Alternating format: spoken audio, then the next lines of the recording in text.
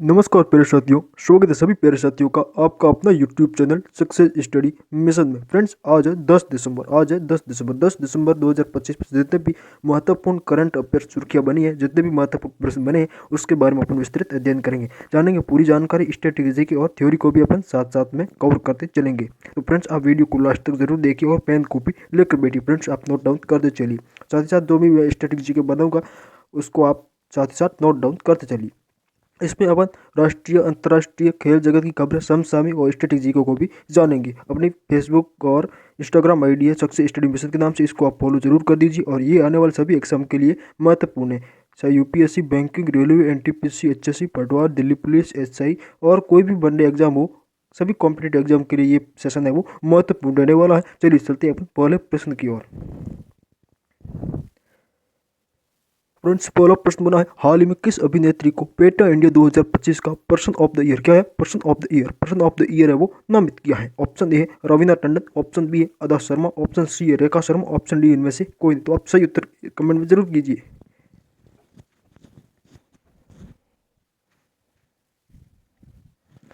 कई विद्यार्थी option B उत्तर दे रहे, कई विद्यार्थी ऑप्शन बी उत्तर दे, ऑप्शन बी बिल्कुल गलत है, ऑप्शन बी बिल्कुल गलत है। ऑप्शन बी है अदा शर्मा, जो कि लास्ट ईयर की है, जो कि 2024 में पेटा इंडिया का अवार्ड है वो मिला था, लास्ट 2024 में अदा शर्मा को मिला था। और इसका जो सही उत्तर है option number A, Raveena Tandon, option number A इसका सही उत्तर है। फ्रेंड्स, सही उत्तर ऑप्शन ए।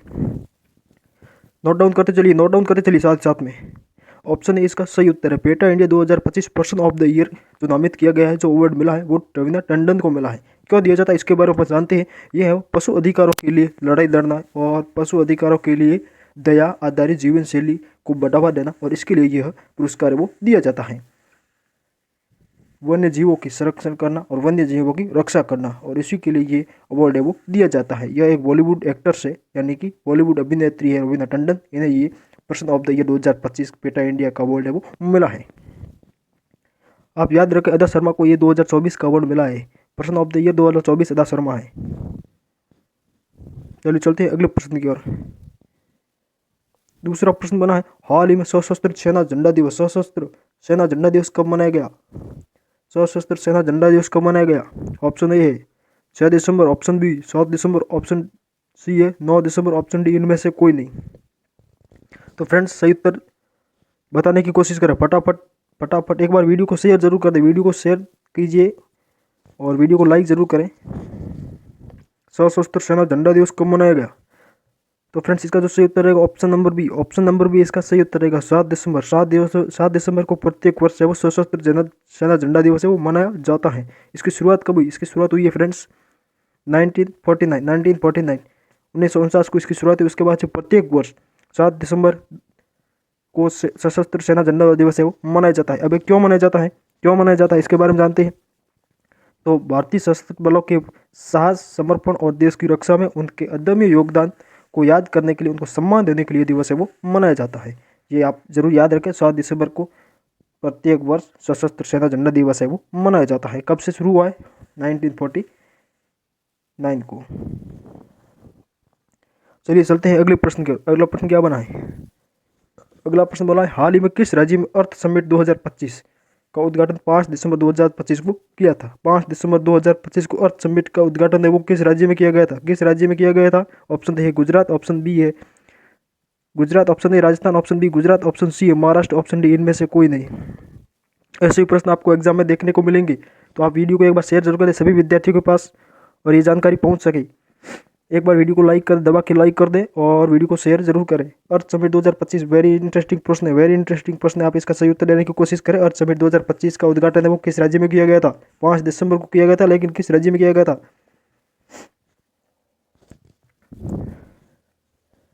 इसका फ्रेंड्स सही उत्तर है, सही उत्तर ऑप्शन नंबर बी, सही उत्तर रहेगा ऑप्शन नंबर बी।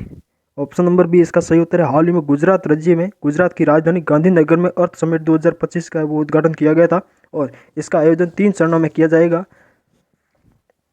पहला चरण था वो था 20 नवंबर 2025 हैदराबाद में किया गया था। दूसरा चरण है वो यही है 5 से 6 दिसंबर 2025 को गुजरात में, और तीसरा चरण है वो 2026 में फरवरी में किया जाएगा, वो दिल्ली में किया जाएगा। वो अंतिम चरण रहेगा और ये 3 चरणों में समाप्त होगा अर्थ समिट 2025।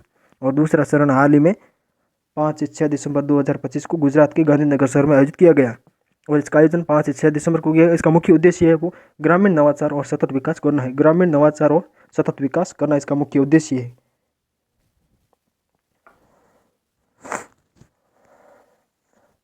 अब ऑप्शन में आई है राजस्थान। तो राजस्थान के बारे में स्टैटिक जी के देखें तो राजस्थान की राजधानी क्या है? राजस्थान की राजधानी जयपुर है। क्या है फ्रेंड्स? जयपुर। राजस्थान की राजधानी फ्रेंड्स जयपुर है। और राजस्थान के मुख्यमंत्री श्री भजन लाल शर्मा है। भजन लाल शर्मा राजस्थान के मुख्यमंत्री और राजस्थान के राज्यपाल है हरिभाऊ वागड़े। हरिभाऊ वागड़े है राजस्थान के वर्तमान में राज्यपाल है। और गुजरात की राजधानी गांधीनगर है, जो कि इसी शहर में अर्थ समिट का उद्घाटन किया गया था।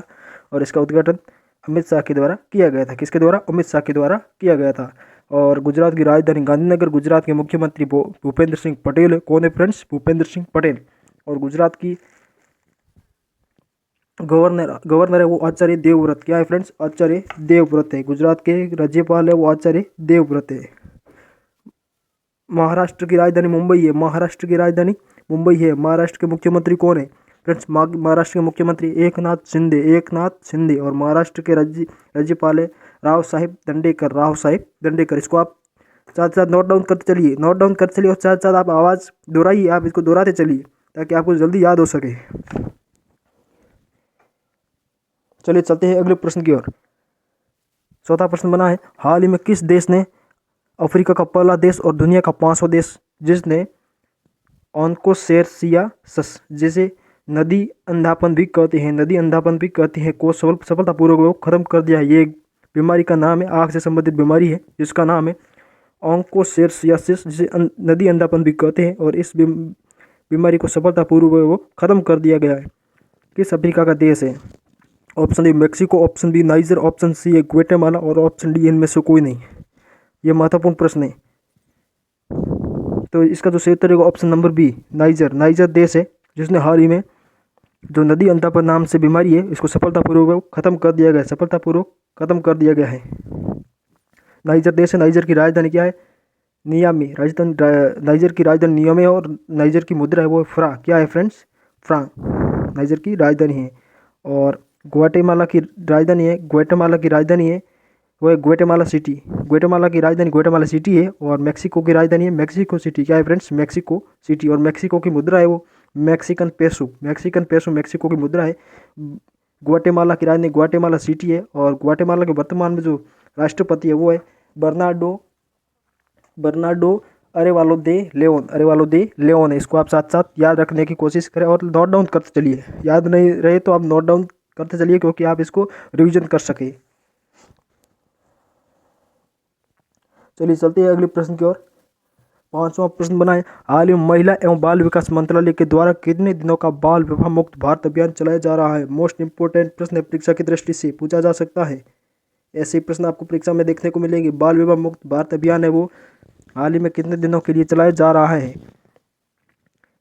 ये महिला एवं बाल विकास मंत्रालय के द्वारा शुरू किया गया, लेकिन कितने दिनों के लिए शुरू किया गया? इसका सही उत्तर क्या रहेगा फ्रेंड्स? सही उत्तर बताने की कोशिश करें। ऑप्शन ए 50 दिनों का, ऑप्शन बी 20 दिनों का, ऑप्शन सी है 100 दिनों का, ऑप्शन डी इनमें से कोई नहीं। तो फ्रेंड्स इसका सही उत्तर रहेगा ऑप्शन नंबर सी। हाल ही में महिला एवं बाल विकास मंत्रालय के द्वारा जो बाल विवाह मुक्त भारत अभियान है ये 100 दिनों तक चलाया जा रहा है। इसका मुख्य उद्देश्य क्या है?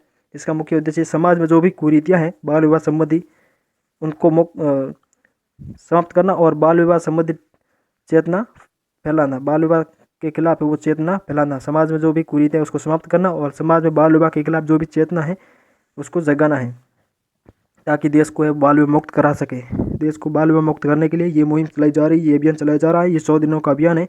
ये 27 नवंबर 2025 को शुरू हुआ। कब हुआ फ्रेंड्स? 27 नवंबर को शुरू हुआ है और ये चलेगा 8 मार्च 2026 तक चलेगा। 8 मार्च 2026 तक ये चलेगा। 100 दिनों का ये बाल विवाह मुक्त भारत अभियान है। चलिए चलते हैं अगले प्रश्न की ओर। अगला प्रश्न फ्रेंड, हाल ही में किस खिलाड़ी ने जेरूसलम मास्टर 2025 का खिताब है वो जीत लिया है? जेरूसलम मास्टर 2025 का खिताब मोस्ट इंपॉर्टेंट है। तो ऑप्शन ए है R Praggnanandhaa, option B D Gukesh, option C है अर्जुन एरिगेसी, ऑप्शन डी इनमें से कोई नहीं। जेरूसलम मास्टर 2025 का खिताब किसने जीता है? इसका जो सही उत्तर रहेगा option number C Arjun Erigaisi है। इन्होंने हाल ही में जेरूसलम की जो कि इजराइल की राजधानी है जेरूसलम, इजराइल की राजधानी जेरूसलम यहाँ पे ये आयोजित किया गया था और इन्होंने ये अर्जुन एरिगेसी ने जेरूसलम मास्टर 2025 का खिताब जीत लिया है। इन्होंने 5 बार विश्व शतरंज चैंपियंस विश्वनाथ आनंद को हराया है। विश्वनाथ आनंद को ये हरा दिया है। पराजित कौन हुए? विश्वनाथ आनंद। तो आप पराजित हुए उनको भी याद रखें और जीता किसने वो भी याद रखें। अर्जुन एरिगेसी ने ये जीत हासिल की है और पराजित किया है विश्वनाथ आनंद को। इजराइल की राजधानी जेरूसलम में ये आयोजित किए गए थे। चलिए चलते हैं अगले प्रश्न की ओर। अगला प्रश्न बना है, हाल ही में 11वां इंडिया इंटरनेशनल साइंस फेस्टिवल 2025 का आयोजन किस राज्य में किया गया? सही उत्तर बताने का प्रयास करें।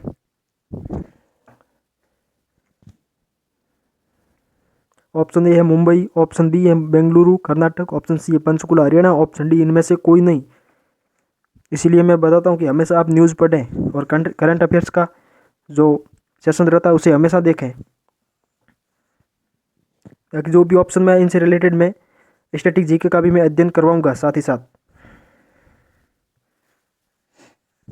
तो इसका जो सही उत्तर रहेगा option number C Panchkula Haryana में 11वां इंडिया इंटरनेशनल फेस्टिवल का आयोजन किया गया। 11वां इंडिया इंटरनेशनल साइंस फेस्टिवल 2025 का आयोजन पंचकुला हरियाणा में किया गया। इसकी थीम क्या है?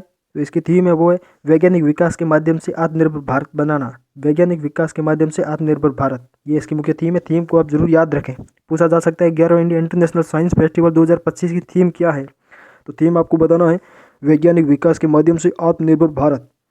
कब से कब तक चला था? तो ये 6 दिसंबर, कब से कब तक?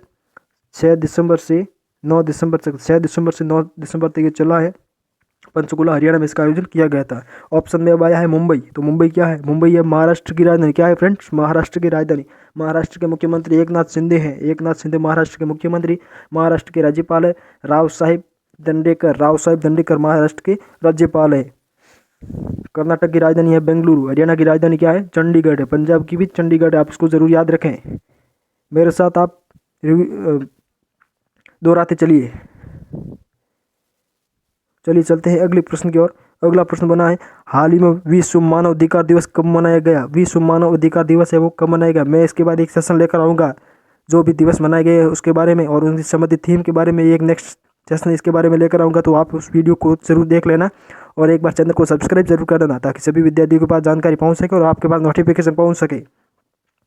विश्व मानव अधिकार दिवस कब मनाया गया? विश्व मानव अधिकार दिवस कब मनाया गया? ऑप्शन ए है 8 दिसंबर, ऑप्शन बी 9 दिसंबर, ऑप्शन सी 10 दिसंबर, ऑप्शन डी इनमें से कोई नहीं। विश्व मानव अधिकार दिवस, कई विद्यार्थी 8 दिसंबर बता रहे, कई 9 दिसंबर, कई 10 दिसंबर। अब किसका उत्तर सही है? सही उत्तर बताने की कोशिश करें। ह्यूमन राइट्स डे, इसे ह्यूमन राइट्स डे कहते हैं। विश्व मानव अधिकार दिवस फ्रेंड्स वो मनाया गया है 10 दिसंबर को। 10 दिसंबर को विश्व मानव अधिकार दिवस मनाया जाता है, क्योंकि 10 दिसंबर 1948 को ही मानव अधिकारों की सार्वभौमिक घोषणा की और इसको अपनाने की जो वर्षगांठ है इसके अवसर पर ये मनाया जाता है। 10 दिसंबर 1948 के कारण इसे मनाया जाता है।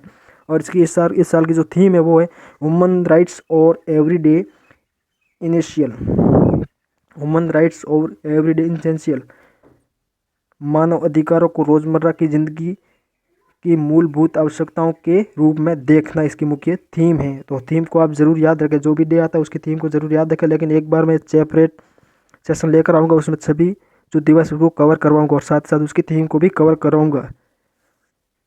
विश्व मानव अधिकार दिवस 10 दिसंबर को मनाया जाता है। यूएन के द्वारा 10 दिसंबर 1948 को मानव अधिकारों की सार्वभौमिक घोषणा को अपनाने की वर्षगांठ के अवसर पर ये मनाया जाता है।